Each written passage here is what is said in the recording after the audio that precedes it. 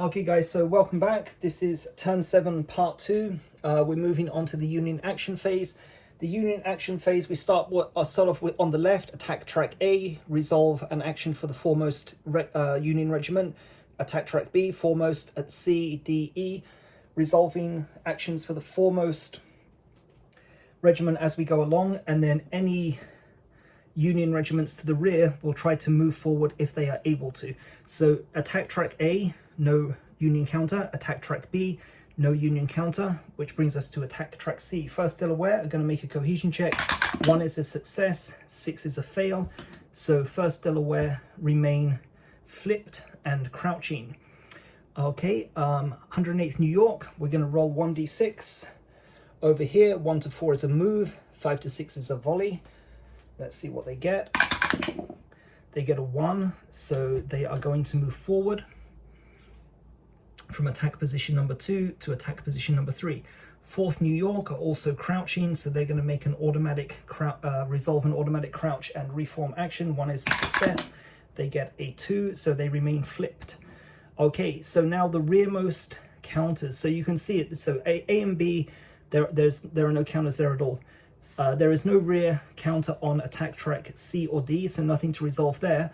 But you can see here the 130th Pennsylvania are going to try and march past and through the 4th New York, allowing them to swap positions. So as you saw in turn 6, and as I corrected in part 1, the 130th Pennsylvania have a March +1 token attached. So they're going to make a cohesion check, which is 2 + 1 is 3. So a 1, 2, 3 will mean that they swap places. 4, 5, 6 will mean that the 130th Pennsylvania remains in place, but they get a March +2 token. So it's going to flip to the other side. So let's make the cohesion check. 1, 2, 3 is a success. 4, 5, 6 is a failure. 6, it's a failure. So nothing changes, but the March token flips to a +2, meaning in the following turn, if the 4th New York remains at cohesion 1, 130th Pennsylvania will make a cohesion check at a value of 4. So that's all I can do for now. That's the Union action phase concluded. Next is the remove exposed tokens. No exposed fire token yet. So we move on to the deployment phase. Union deployment is going to be in the following turn. So 2 more waves. Wave 3 is going to come in turn 8. Wave 4 is going to come in turn 12. And that brings us to the Confederate action phase. Let me just bring this one here so it's a little bit clearer. So we're going to roll 4d6. There's no orders token, so I can't re-roll anything.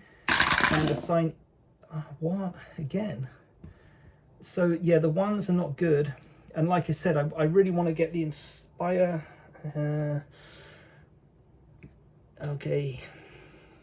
So I have to assign the 1s to here, so no action available. 2 and a 6. The 6 is good because it gives me any choice available. 2 is a fire. I can modify that to expose fire, oblique fire, or reload or quick reload action. So I'm going to assign the fire here. And like I say, I want to get the... I don't want the cohesion to get out of control here. So I'm going to make a cohesion check for the 14th North Carolina, and we'll see what they can do in a following turn. So let's resolve the cohesion check first of all here. So 1, 2, 3, 4 will be a success. 5 or 6 is a fail. We get a 1, so that's a success. Very good. So I remove the cohesion token 4. They're back up to 5. So here we have the 30th North Carolina. Now, will I do exposed fire? So the modifiers are, there's no smoke modifier, and for the Confederates there's no range modifier, so they would be attacking on a 1, 2, 3, 4, or 5, but the 4th New York are crouching, so they receive a -1.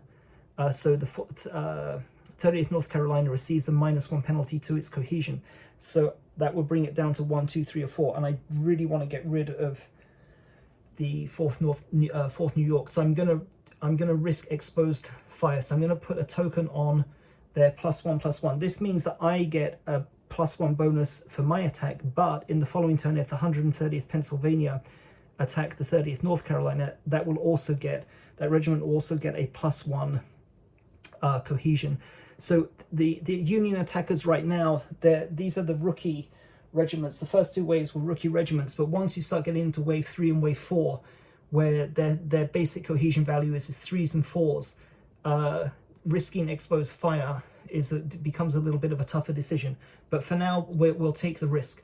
So let me just review the modifiers. No smoke, no range modifier, -1 cohesion because the 4th New York are crouching, +1 cohesion because they're using exposed fire. So -1 + 1 brings it back up to 5. So 1, 2, 3, 4, or 5 is a success. Minimal value is 2 or higher, so 1 would be devastating fire. And we get a, oh, I thought it was going to come up a 6. Okay, so 5 is exactly what we need. And the 4th New York is destroyed. So we have now destroyed 3 Union regiments. So after a very dire first 5 turns, things are starting to look good. So that's all I can do. The ones don't count for anything. Next is the end of turn phase. So there's no smoke token to remove, but you can see at this point that the march token is redundant, because next turn it's going to automatically resolve. The 130th Pennsylvania will automatically resolve their chosen action. So I can remove the march token. And that's what things look like at the end of turn 7. So the only thing to do is to mark it off, and turn 8 we'll do in the next video, and the 3rd wave will be arriving. So thanks a lot for watching, and I'll see you in the next video.